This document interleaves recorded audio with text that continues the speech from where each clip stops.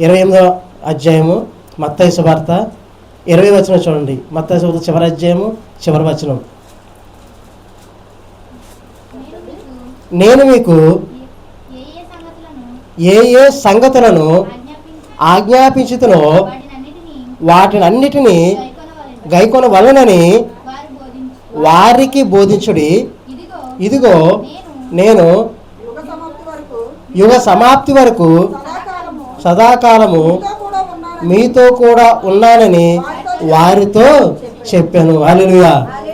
ఆయన మాట్లాడుతున్నాడు, నేను మీకు ఏ ఏ సంగతులను ఆజ్ఞాపించుతునో వాటన్నిటినీ గైకొనవలెనని వారికి బోధించుడి అని చెప్తున్నాడు. ఆయన చివరిగా వెళుతున్నప్పుడు ఆయన శిష్యులతో ఆయన మాట్లాడుతున్నాడు, నేను మీకు ఏ సంగతుల కొరకు మీరు ఆజ్ఞాపించానో, ఏటిని మీకు వివరించానో వాటిన్నిటిని మీరు అనుసరించాలి. మరలా మీరు వారికి వివరించండి. నేను యుగ సమాప్తి వరకు సదాకాలం మీతో కూడా ఉన్నానని వారితో చెప్పాను. యుగ సమాప్తి వరకు ఆయన మనతో ఉన్నవాడు, మనల్ని నడిపించేవాడు. అయితే దేవుని సన్నిధిలో మనం జ్ఞాపకం చేసుకోవాలి. మన ఆలోచనలు తలంపులు వేరుగా ఉంటాయి, దేవుని ఉద్దేశాలు వేరుగా ఉంటాయి. అయితే ఆయన యుగ సమాప్తి వరకు మనతో ఉన్నాడు కనుక మనం ఏం చేయాలంటే ఆయన మీద ఆనుకునే వారికి మనం ఉండాలి. హల్లెలూయా. ఆయన చెప్తాడు, ఆయన మీద మనం ఆనుకునే వారికి మనం ఉంటే దేవుడు నిరంతరం మనం నడిపిస్తాడు. మనం ఆనుకోగలిగితే అని చెప్తాడు, యుగ సమాప్తి వరకు నేను మీతో ఉంటాను. అయితే మీరు ఏం చేయాలి? ఆయన ఏవైతే సంగతులు బోధిస్తున్నాడో వాటిని అనుసరించే వారికి మనము ఉండాలి అని చెప్తున్నాడు. సదాకాలం మీతో కూడా ఉన్నానని అని మాట్లాడుతున్నాడు. అంటే ఆయన నిరంతరం మనతో ఉన్నాడు. కానీ మనం అనుకుంటాం ఈ రోజుల్లో బ్రతకాలంటే చాలా కష్టమండి, కానీ దేవుని కొరకు బోధించడం కష్టము. ఎన్నో సంఘటనలు చూస్తూ ఉన్నాము. ఎలాగండి? అది దేవుని సన్నిధిలో గడిచిన రాత్రి అపోస్తలుల పౌలు కొరకు చాలా చక్కగా వివరించాడండి దేవుడు. క్లుప్తంగా మాట్లాడు. వారు ఎన్నో సమస్యలు ఎదుర్కొని చివరికి 4వ దేశానికి వచ్చి వారి సువార్త చాలా బలంగా వారు ప్రకటించి ఉన్న స్థితిలో ఆయన ఘనపరిచి అనేకుల శిష్యులుగా వారు తీర్చిదిద్ది మరలా వారు వెళ్ళారని వాక్యం సెలవిస్తుంది. మనము కూడా దేవుని సన్నిధిలో వారికి ఏ రీతిగా అయితే అపోస్తలుల పౌలు దేవుడు తోడుగా ఉండి జయమిచ్చాడో మనకి కూడా జయమిచ్చేవాడు ఆయనే. మనం ఆయన ఆనుకోగలిగి ఉంటే ఖచ్చితంగా దేవుడు మనతో మాట్లాడతాడండి. యుగ సమాప్తి వరకు నేను మీతో ఉన్నాను, మిమ్మల్ని నడిపించేవాడను అని ఆయన మాట్లాడుతూ ఉన్నాడు. నువ్వు ఆయన ఏదో లక్ష్యం ఉంచి నువ్వు నిలబడగలిగితే దేవుడు ఖచ్చితంగా నిన్ను ఆశీర్వదిస్తాడు. నువ్వు ఆయన మీద నువ్వు ఆనుకోగలిగితే ఖచ్చితంగా దేవుడు ఆశీర్వదిస్తాడు. నేను బలమైన వాడిగా నిన్ను వాడుకుంటాడండి. అయితే దేవుడు మాట్లాడుతున్నాడు, నిరంతరం నడిపించేవాడును. అయితే మోషే దేవుని కొరకు వాడబడడానికి ఇష్టపడుతున్నాడు. దేవుడు ఏర్పరచుకున్న తర్వాత ఇశ్రాయేలు జనాంగంతో నువ్వు నడిపించాలని చెప్తున్నాడు. మోషే అంటున్నాడు, నేను నోటి మాన్యం లేనటువంటి వాడను, మాట్లాడలేను, నేను ఎవరిని అని అడుగుతున్నాడండి ఆయన. నేను ఎవడను? ఆయన ఎన్నుకున్నవాడు ఎవరైనా సరే దేవుడు వాడుకుంటాడండి. ఆయన ఏర్పాట్లో మనం ఉంటే ఖచ్చితంగా దేవుడు మనం వాడుకుంటాడు. ఆయన ఉద్దేశం వేరు. నీ యొక్క జ్ఞానం ఆయనకి ఆల్రెడీ తెలుసు, నీ యొక్క నోటి మాని ఆయన తెలుసు. కనుకనే దేవుడు నిన్ను ఎన్నుకొని ఈరోజు దేవుడు నీతో మాట్లాడుతున్నాడు. నిన్ను ఏర్పరచుకున్నాడు, ఆయన సన్నిధానంలో నిలబెట్టాడు. ఆయన ఉద్దేశ ప్రకారం నడవడానికి ఇష్టపడితే దేవుడు ఖచ్చితంగా నిన్ను వాడుకుంటాడు. అయితే మనం ఏం చేయాలంటే దేవుడు మాట్లాడుతున్నాడు, మనం ఆయన మాట వినేవారిగా మనం ఉండాలి. దేవుని కొరకు మనం వాడబడేవారిగా మనము ఉండాలి. అయితే దేవుడు మాట్లాడుతున్నాడు, మనం నడిపించేవాడు. అయితే ఆయన చెప్తాడు ఆ మార్గము ఆయన చెప్తున్నాడు, ఎవరైతే ఆయన అతిశయిసి నడుస్తారో వారిని ఖచ్చితంగా ఆయన నడిపించేవాడు. అయితే మనం ఆయన మీద ఆనుకోగలిగితే ఖచ్చితంగా ఆయన నిరంతరం నడిపిస్తాడండి. ఆయన చెప్తున్నాడు, నేనే వెలుగును, లోకానికి వచ్చాను, నేను మీతో మాట్లాడుతున్నాను, చీకట్లో ఉన్నటువంటి వారిని నేను వెలుగులో నడిపించేవాడును నేనే, నేను మంచి కాపరిని, గొర్రెల కాపరిని అని మాట్లాడుతున్నాడు. అయితే మనం నడిపించేవాడు ఆయన. ఆ గొర్రెలు ఆయన స్వరం విని తెలుసుకుంటాయి, ఆయన స్వరం విని నడుచుకుంటాయని మాట్లాడుతున్నాడండి. యోహాను సువార్త 10వ అధ్యాయం 8వ వచనంలో ఆయన మాట్లాడుతున్నాడు, గొర్రెలపు ద్వారమును నేనే. ఎవరైనా వెళ్ళాలి తండ్రితో చేరాలంటే ఆ ద్వారము నేనే, నా ద్వారం తప్ప ఎవరైనా కూడా చేరలేరు. ఆయన మాట్లాడు, గొర్రెలపు ద్వారమును నేనే, నాకు ముందు వచ్చిన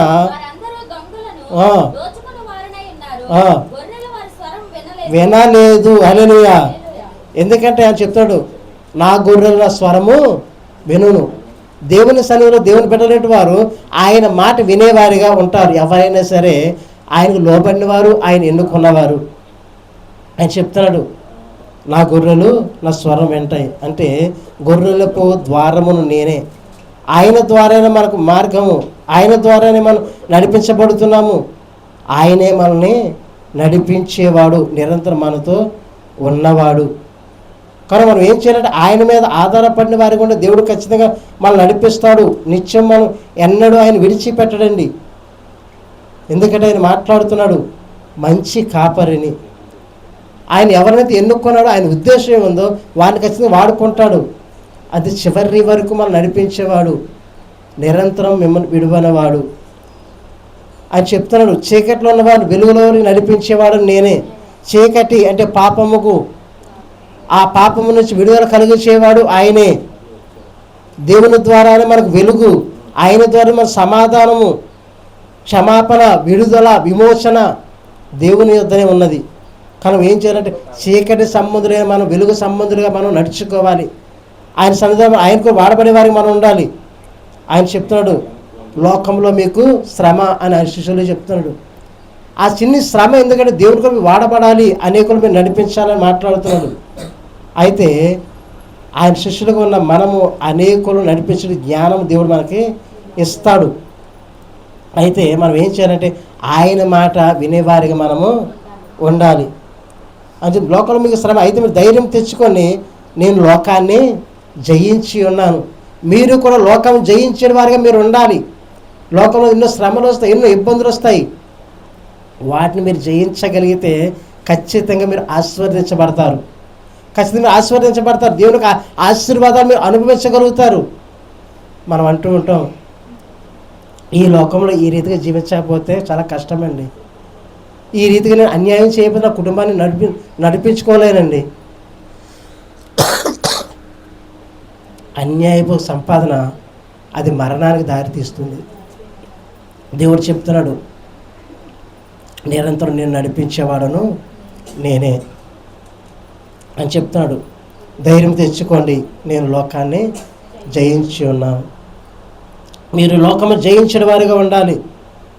ఆయన చెప్తున్నాడు, నిరంతరం నడిపించేవాడు. అయితే మోషేను ఆయన ఎన్నుకున్న తర్వాత మోషేతో చెప్తున్నాడు, నేను నోటి మాన్యం లేనటి వాడిని అని చెప్తున్నప్పుడు అన్నాడు, నేను నడిపిస్తాను. నీ చేతిలో కర్ర ఉంది కదా, ఆ కర్ర ద్వారా అనేక కార్యాలు నేను చేస్తాను, నువ్వు ముందుకు పో.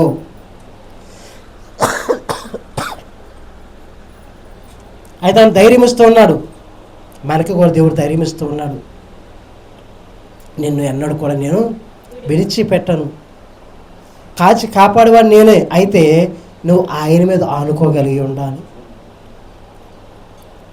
ఇది చాలా సులువని మీరు చెప్పడం సులువైతే ఆనుకోవడం చాలా కష్టమండి అని మీరు అంటారు. కానీ నువ్వు ఆనుకోవడానికి ఇష్టపడితే నువ్వు అనేక అద్భుత కార్యాలు, ఆశ్చర్యకారాలు పొందుకుంటావు. నువ్వు ఒక్కసారి ఆయన మీద ఆనుకోగలిగితే దేవుడు నీతో మాట్లాడతాడు ఖచ్చితంగా. నువ్వు ఆయన స్వరం వినాలని ఆశగా ఉందా, నువ్వు ఆయన అడుగు, దేవుడు నీతో స్వరం ద్వారా మాట్లాడతాడు. ఆయన ప్రతి విషయాలు అంటాడు, అడుగుతే నేను ఇస్తానంటాడు. నువ్వు నన్ను ఎతికితే నీకు ఖచ్చితంగా నేను దొరుకుతాను. నువ్వు అడిగేవాడిగా ఉంటే ఖచ్చితంగా నువ్వు పొందుకుంటావు. అలా అన్నాడు మోషే, నేను నడిపించడానికి యోగ్యుడను కాను. చూడండి, నిర్గమకాండం 17:5 మాట్లాడుతున్నాడు. అందుకు యెహోవా ఇశ్రాయేలీయుల పెద్దలలో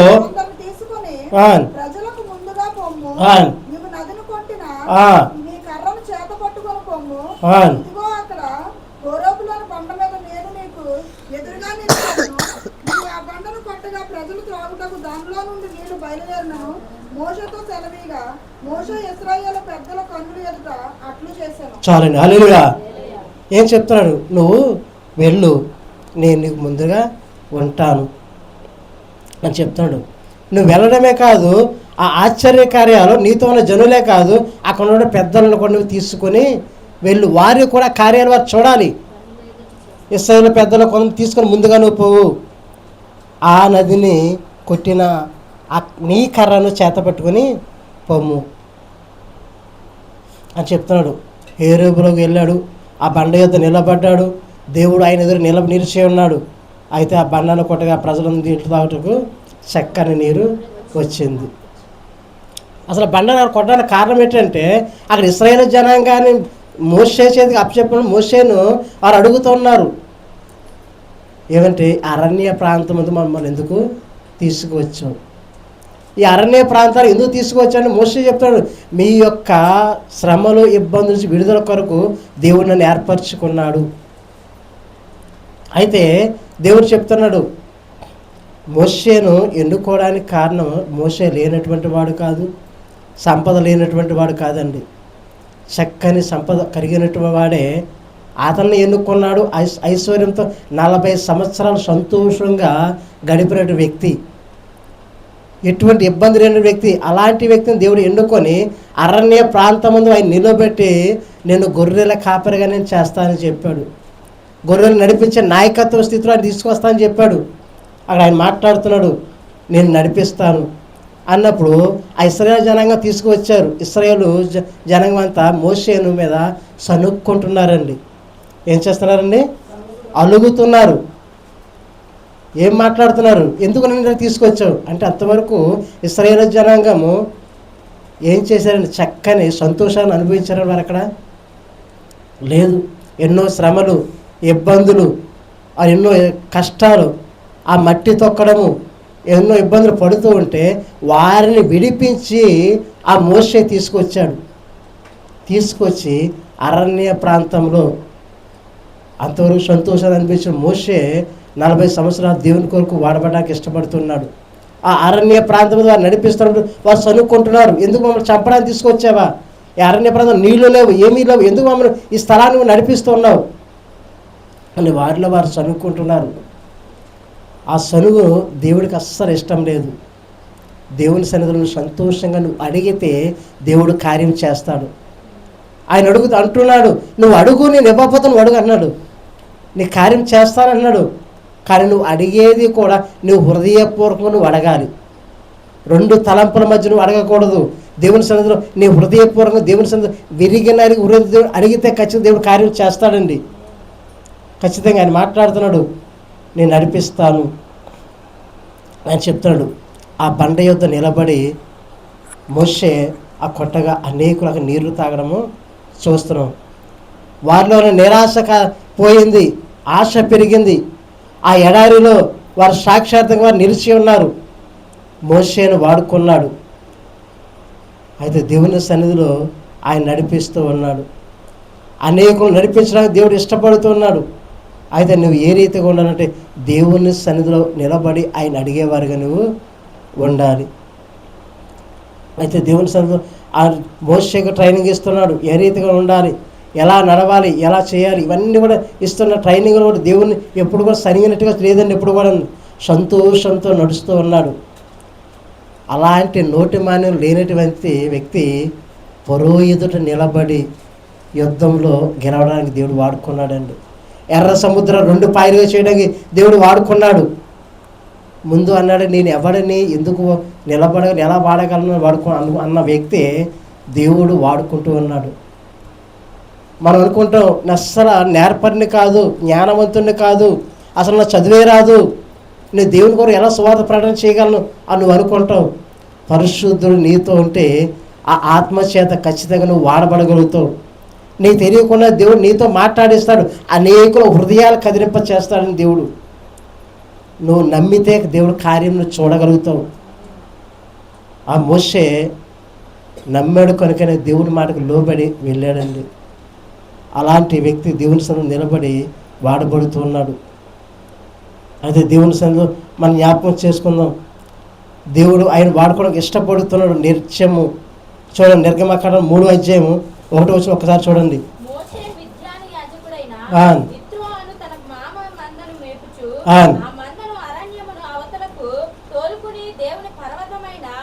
హోరేబునకు వచ్చాను.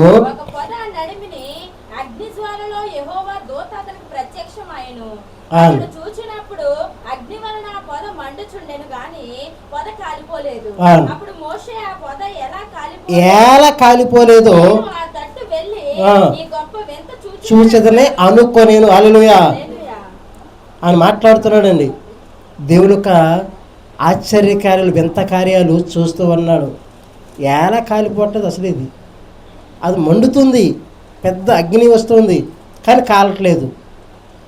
ఆ వింత చూద్దామని దేవుని అనేక కార్యాలు చేసేవాడు. ఎక్కడండి? హోరేబులో తన తన మామ యొక్క మందను మేపుచుండగా అరణ్య ప్రాంతమందు మోషే ద్వారా ఎన్నో కార్యాలు చూసాం. మోషే ఎన్నో అద్భుత కార్యాలు చూస్తూ ఉన్నాడు. అయితే మనం దేవుని సన్నిధిలో మన దేవుడు సెలవిస్తున్నాడు, నువ్వు ఆయన మీద ఆనుకోగలిగితే ఖచ్చితంగా నేను వాడుకుంటానని మాట ఇస్తూ ఉన్నాడు. ఆ హోరేబులో ఆ మోషే నివసించినంత కాలము ఎంతో సంతోషంగా తను గడిపాడండి. ఎన్నో అద్భుత కార్యాలు చూశాడు. తర్వాత అక్కడ ఎన్నో ఆశ్చర్యకాలు జరిగిన తర్వాత మరలా ఆయన తిరిగి ఏమైతే ఆయనకి ఇస్తానో, ఏ దేశం అయితే ఆయనకి ఇస్తానో ఆ దేశాన్ని మరలా నువ్వు తిరిగి వెళ్ళమని దేవుడే అతను చెప్తూ ఉన్నాడు. నువ్వు ఒక్కసారి ఆయన మాట వినగలిగితే నిన్ను నడిపిస్తాడు. ఆ శ్రమలన్నింటినీ దాటిన తర్వాత నీకు ఆశీర్వాదాన్ని దేవుడు ఖచ్చితంగా ఇస్తాడు. నువ్వు నమ్మితే కార్యం చూస్తావు. హల్లెలూయా. మనం నమ్మిన వారిగా ఉండాలి. ఆయన మాట్లాడుతున్న ఆ మాట కూడా చూడండి.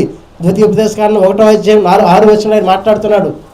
ద్వితీయ ఉపదేశకాండం 1వ అధ్యాయం 6వ వచనంలో మన దేవుడని యెహోవా హోరేబులో మనకు ఇలాగ సెలవిస్తున్నాడు.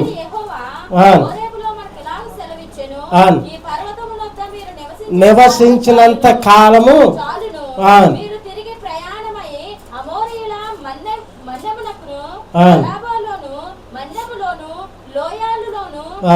దక్షిణ దిక్కున సముద్ర తీరములోనున్న స్థలములన్నిటినీ కానాను దేశములకును లెబనోనుకును మహానది అయిన యూఫ్రటీస్ నది వరకును వెళ్ళుడి.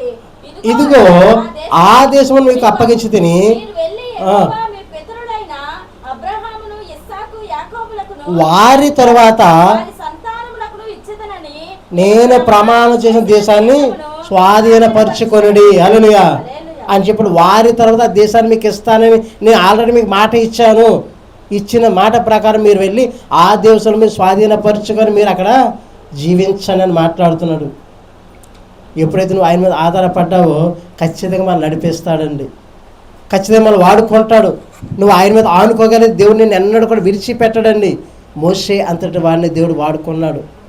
అంటే మనం ఏ పార్టీ వారు నువ్వు ఆయన మీద ఆధారపడగలిగితే మనల్ని కూడా దేవుడు వాడుకోవడానికి ఇష్టపడుతూ ఉన్నాడు. ఇదేనో దేవుడు మాట్లాడుతున్నాడు. నీకు ఏదైతే దేవుడు ముందుగా దాచి ఉంచాడో, దేవుడు ఒక ప్రణాళిక సిద్ధపరిచి ఉంచాడు.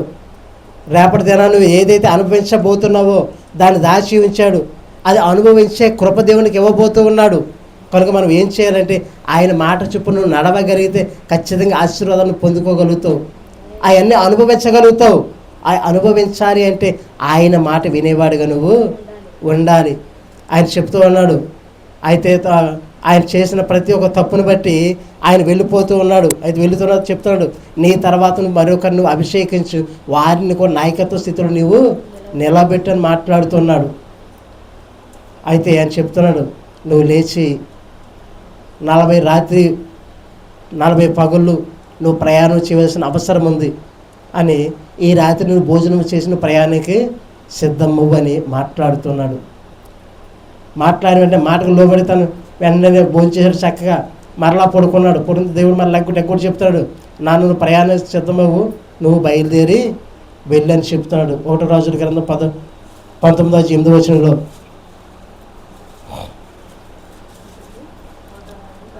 రాజుల మొదటి గ్రంథం 19:8 వచనం. ఆ భోజనం బలము చేత 40 రాత్రి పగళ్ళు వచ్చి బస చేశాను. హల్లెలూయా. ఏం చేస్తున్నావు? ప్రయాణం సిద్ధమే వెళ్ళమని చెప్తున్నాడు. చక్కగా భోజనం చేశాడు. 40 రాత్రులు 40 పగలు ప్రయాణం చేశాడు. వెళ్ళి మళ్ళీ ఏం చేశాడు? గుహలో దాక్కున్నాడటండి. ఎక్కడ? హోరేబు దగ్గరకు వచ్చి ఏం చేసావు? దేవుడు వచ్చి బయట రమ్మను, గృహ ఎందుకు వచ్చావు నువ్వు? నీ ఒక పని కార్యక్రమం మొదలుపెట్టు. ఆయన పిలుస్తూ ఉన్నాడు. ఏం చేస్తున్నావు అక్కడ? నువ్వు అడుగుతున్నాడు. అయితే చెప్తున్నాడు, అక్కడ నేను ఒక్కనే ఉన్నాను, వారందరూ చంపివేశారు, నేను తప్ప మరి ఎవరు కూడా మిగలలేదు అని చెప్తున్నాడు. నువ్వు వెళ్ళు, నీ తర్వాత మరొకరిని నిలబెట్టడానికి మాట్లాడుతున్నాడు. దాని తర్వాత 15 వచనం చూడండి, అందులోనే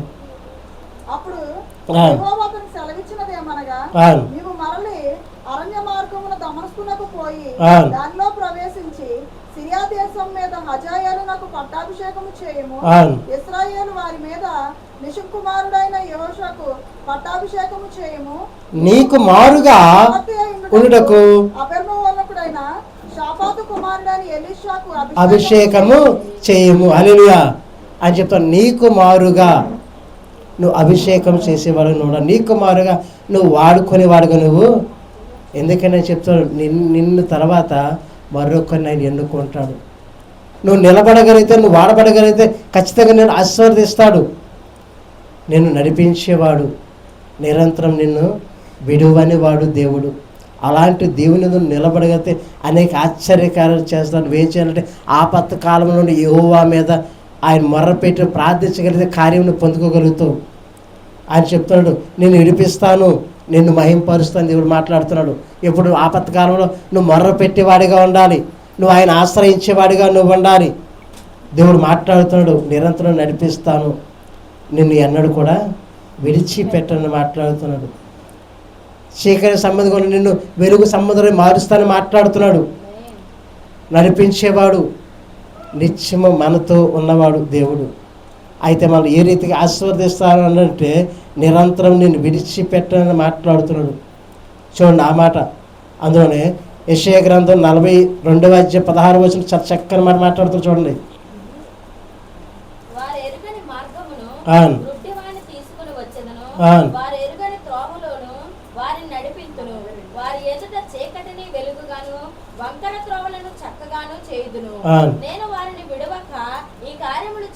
చాలండి. ఇందులో చాలా చక్కని అంతర్య అర్థం ఉంది. చూడండి, వారు ఎరుగని మార్గమున తీసుకొని వచ్చేదను.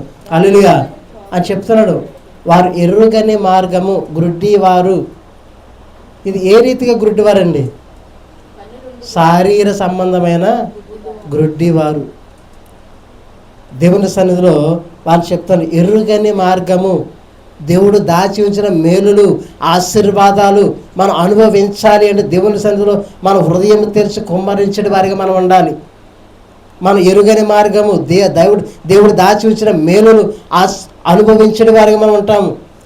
దేవుడు చెప్తాడు, మీరు ఎరుగని మార్గంలో నడిపించేవాడను నేనే, వారి త్రోవలు సరళం చేసేవాడను నేనే, చీకటిని వెలుగుగా వంకర త్రోవలు చక్కగాను చేసేవాడను నేనే, ఈ కార్యములు చేసేదను అని చెప్తాడు.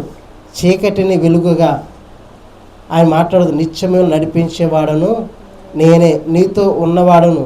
అయితే అని చెప్తున్నాడు, గుడ్డి వారిని వారు ఎరుగని మార్గమున నడిపిస్తాడు, త్రోవల వారిని నడిపిస్తాడు. గుడ్డి వారు అనేవారు ప్రధాని అని చెప్తున్నాడు. వారు ఎవరంటే శరీర సంబంధ గుడ్డివారిగా ఉండాలి. ఆధ్యాత్మిక అందులు వారు దేవుని ప్రణాళికను ఆయన యొక్క మార్గాలు అర్థం చేసుకోగలిగే వారు ఉండాలి.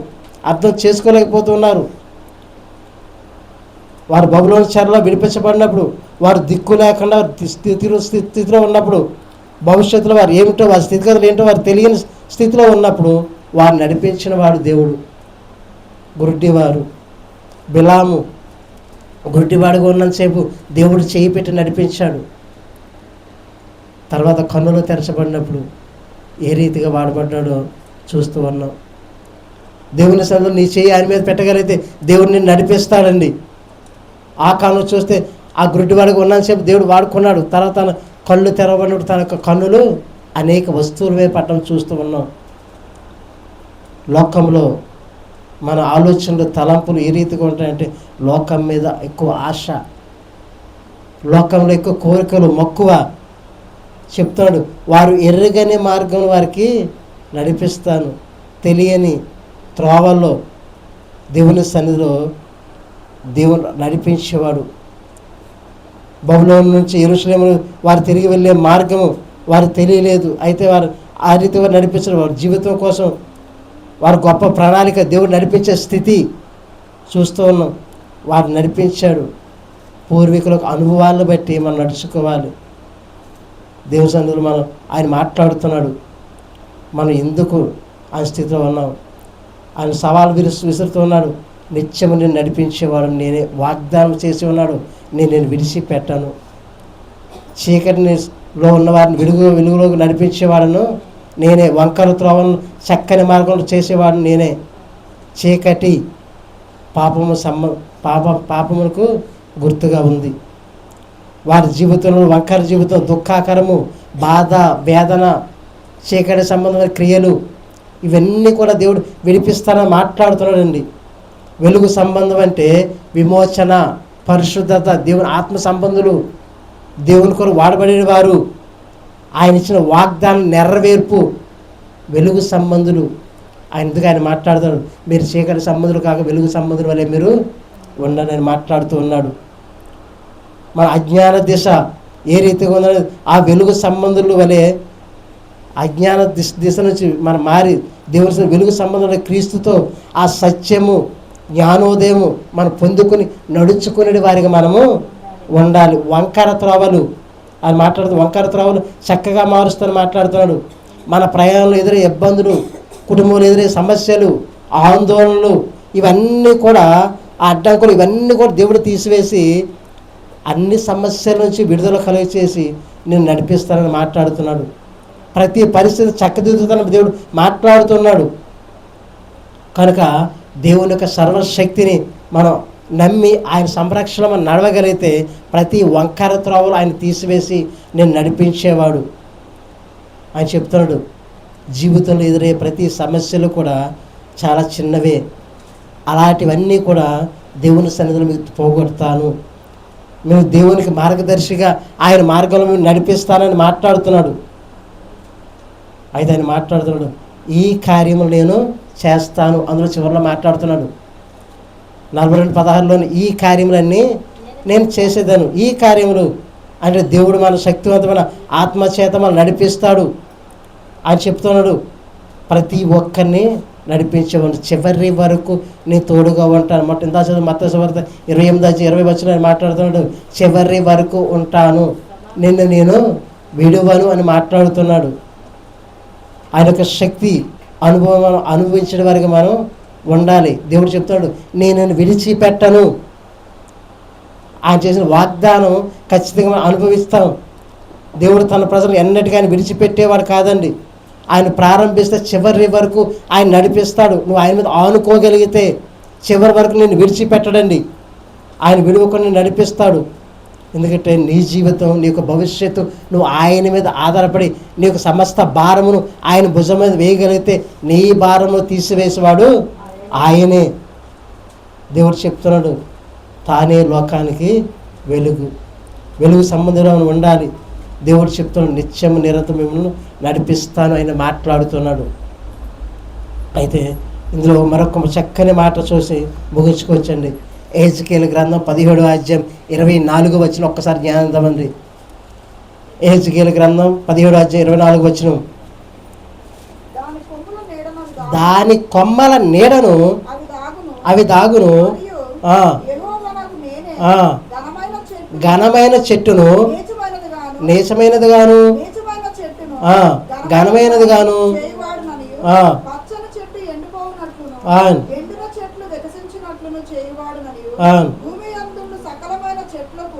తెలియబడును,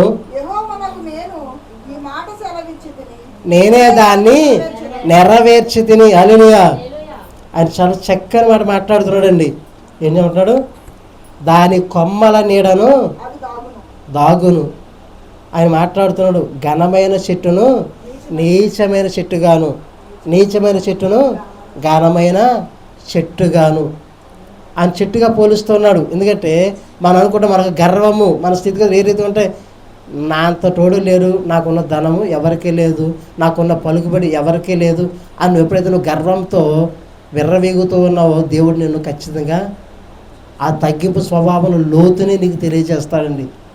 ఆయన మాట్లాడుతున్నాడు, ఘనమైన చెట్టుని నీచమైనది గాను, నువ్వు ఏమీ లేదు, నేను అనేకులుగా అది ఎందుకు పనికిరంటి వాడను అని మోషే ఏ రీతిగా అన్నాడో అలాంటి వాడిని దేవుడు వాడుకొని హెచ్చించి అనేకుల కన్నా ఉన్న స్థితి నుంచి నాయకత్వ స్థితిలో మోషేను ఎలా నిలబెట్టాడో ఆ స్థితిని మనం చూస్తూ ఉన్నాం. దేవుని సన్నిధిలో మనల్ని ఆ స్థితిలో ఆయన నడిపిస్తాడండి. ఆయన మాట్లాడుతున్నాడు, అరణ్య ప్రాంతం ముందు ఇశ్రాయేలు జనాంగం ఏ విధంగా అయితే నీరునిచ్చాడో చివరిలో ఆయన ప్రాణం అర్పించినప్పుడు కూడా ఆయన ప్రక్కలో బల్లెం పొడిచిన గుడ్డివాడు కూడా ఆ బల్లెం వచ్చిన నీరు ద్వారా ఆ స్వస్థత అనేది కలిగిందండి.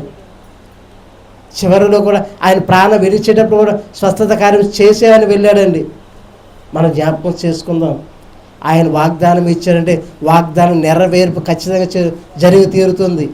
చివరి వరకు నేను మీకు తోడుగా ఉంటానని ఆయన వాక్యం సెలవిస్తున్నాడు. అని చెప్తున్నాడు, నిన్ను ఉన్న స్థితిలో నేను ఉంచుతాను.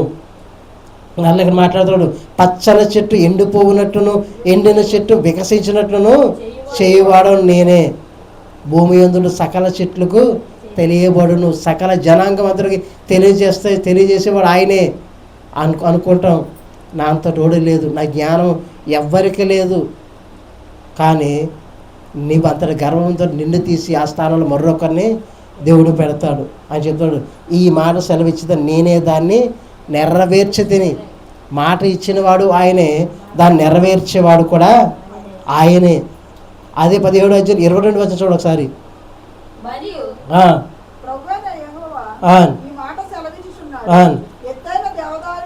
వృక్షపు పైకొమ్మ ఒకటి నేను